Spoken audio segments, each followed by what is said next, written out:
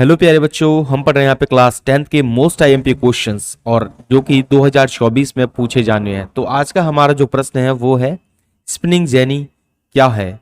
Social science का ये question बहुत ज़्यादा एग्जाम में पूछा जाता है। तो आज हम स्पिनिंग जेनी के बारे में जानने वाले हैं कि क्या होती है स्पिनिंग जेनी और इसकी उत्तर क्या है, यानी कि इसको समझेंगे बड़ी आसान तरीके से। तो देखिए, सबसे पहले आपको पता है कि अगर जो कपड़ा बनता है उसके लिए सबसे ज़्यादा जरूरी क्या होता है, ये कपास होता है। ये कपास का जो पेड़ आपको नजर आ रहा है ना, ठीक है। तो इस कपास को लोग क्या करते हैं, पहले इकट्ठा करते हैं, उसके बाद क्या होता है, ये दूसरी पिक्चर में आपको दिखा रहा हूं। इसमें एक महिला क्या कर रही है, देखो उनके हाथ में ये जो ऊन दिख रही है, ये जो ऊन दिख रही है यानी कि ये कपास दिख रहा है। इस कपास को क्या करते हैं वो लोग, इस धागे में यहाँ पे लगाते चलते हैं और इस पील को घुमाते चलते हैं। इससे क्या होता है, ये जो कपास होता है जो रुई के जैसा, वो धागे में बदलने लगता है। तो ये तो हाथ से काम है। आजकल तो फैक्ट्रियां चल रही हैं, तो फैक्ट्रियों में मशीनें लगी हुई हैं, उससे क्या होता है, ये कपास किसमें, रेशों में बदल जाता है। समझ में आ गई बात। और ये जो कपास से धागा बनाने की जो प्रक्रिया होती है उससे बोला जाता है कताई।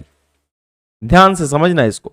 तो कताई समझ में आ गया। कताई किसे बोलते हैं, कपास को क्या है, धागे में बदलना कताई कहते हैं। तो ये जो स्पिनिंग जेनी है ये कहीं ना कहीं कताई से रिलेटेड मशीन है, ठीक है। तो क्या हुआ, जब 18वीं और 19वीं शताब्दी में जब पूरे देश के अंदर, पूरे विश्व के अंदर औद्योगिकरण हुआ, तो ये जो कपास है उसको पहले लोग किस तरीके से, इस तरीके से क्या है, रेशे में यानी धागे में बदलते थे। जैसे गांधी जी की इमेज दिख रही है ना, तो इस तरीके से, यानी कि इससे क्या होता था, लोगों को रोजगार मिलता था। एक व्यक्ति एक ही चरखी तो चला पाएगा, तो इससे लोगों को रोजगार मिलता था। तो इसके लिए क्या हुआ कि एक वैज्ञानिक था जिसका नाम था जेम्स हरग्रीव्स। उसने क्या किया, उसने इस तरीके से एक मशीन का निर्माण कर दिया। इसमें क्या होता है, देखो इसमें एक बार में एक ही धागा बन रहा है। इस वाली मशीन में जो गांधी जी चला रहे हैं उसमें क्या है, एक बार में सिर्फ एक ही धागा बन रहा है कि नहीं, ठीक है। लेकिन इसमें देखिए, इसमें धागे की कितनी लाइनें बनी हुई हैं कि नहीं, यानी कि इसमें एक ही बार में कई सारे धागे बन रहे हैं, यानी कि वहां पे 15-16 लोगों का काम ये अकेला व्यक्ति ही कर रहा है। तो ये जो मशीन थी इसको ही बोला गया था स्पिनिंग जेनी। समझ में आया स्पिनिंग जेनी क्या थी। तो स्पिनिंग जेनी सूत काटने की या फिर कताई करने की एक मशीन थी, ठीक है। और जिससे क्या होता था, बहुत जल्दी जल्दी कताई होती थी। तो सिंपल सी बात है, इससे क्या हो गया, रोजगार भी भारतीयों का कम हो गया। तो यही है, समझ में आया क्या है स्पिनिंग जेनी। तो हमारा उत्तर भी यही है।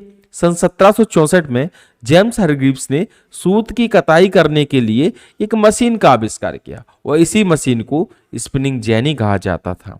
क्लियर, समझ में आ गई होगी बात। इस मशीन की सहायता से एक ही व्यक्ति एक समय में एक से अधिक तकलियों को घुमा सकता था। देखो एक से ज्यादा तकलियों को घुमा रहा है कि नहीं, और यहाँ पे सिर्फ एक ही तकली यानी एक ही धागा चल रहा है।